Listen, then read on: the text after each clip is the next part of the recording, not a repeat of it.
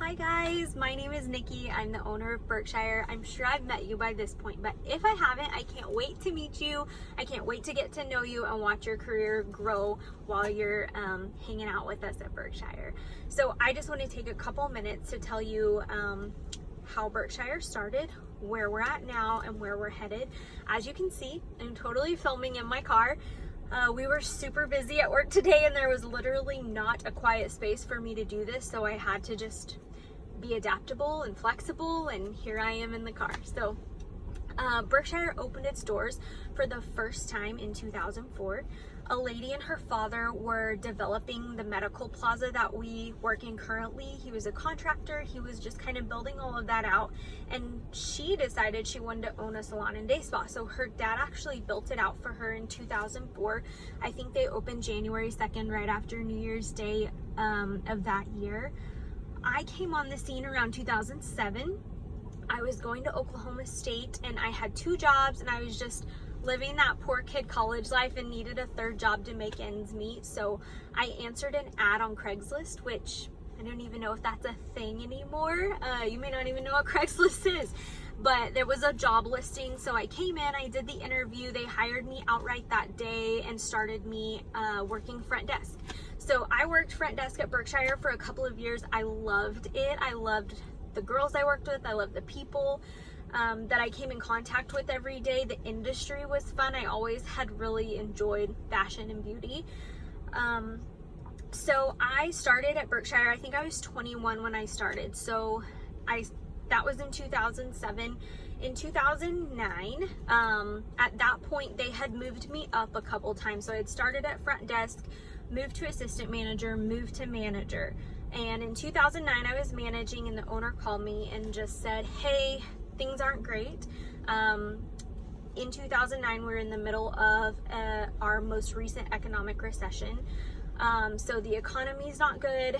The salon's not doing well. We're going into foreclosure. This was on a Monday, and she said on Friday, the bank's taking it and the doors are going to be locked. And I was surprised, obviously, did not see that coming. So I kind of went home that night and was just telling my husband everything, and I wasn't overly worried about myself. I feel like I'm a pretty scrappy individual. I had a degree I could use.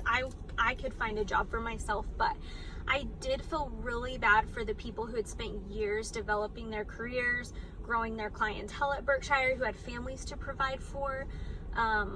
It really broke my heart to have to tell them that news. So again, I'm 23 years old. We had just bought our first house. We were 2 weeks back from our honeymoon. We had no money to our name.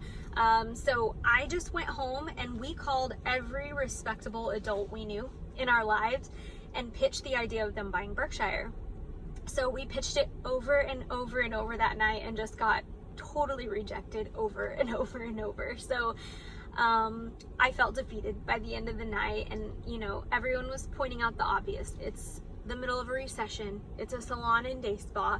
It's in foreclosure. That sounds like a terrible idea. I totally get where they were coming from. So that night, as we're laying in bed, my husband said, I think we should buy it. And I told him he was crazy for all the reasons. We're 23, we just bought a house, we have nothing, we have no money, we have no collateral. So how is that ever going to work? And he really pushed me to just go try. So the next day I went to the bank that I thought had the loan. I wasn't even totally sure, but I just kind of marched in my little 4'11" self and said, hey, like, I can't make it any worse than it already is. I mean, I could at least try to make it better and get you your money back, and just kind of pitched the idea of buying the business. And they pretty immediately just told me no, like, you have to have great credit, you have to have collateral stuff, you know, money or items to put down, and I had nothing. So I said, okay, I tried, and I walked out. And then a couple hours later, they called me back and just said, hey, come back, we want to talk. So I went back and found out that there was a man who was going to be losing money if Berkshire did go into foreclosure, because he was on the initial loan and he wanted to put down the money in a CD form for collateral for us to get the loan. which is so crazy. I really truly have only spoken with him a few times since then. He was just like a silent angel. So at that point in time, I had a business partner.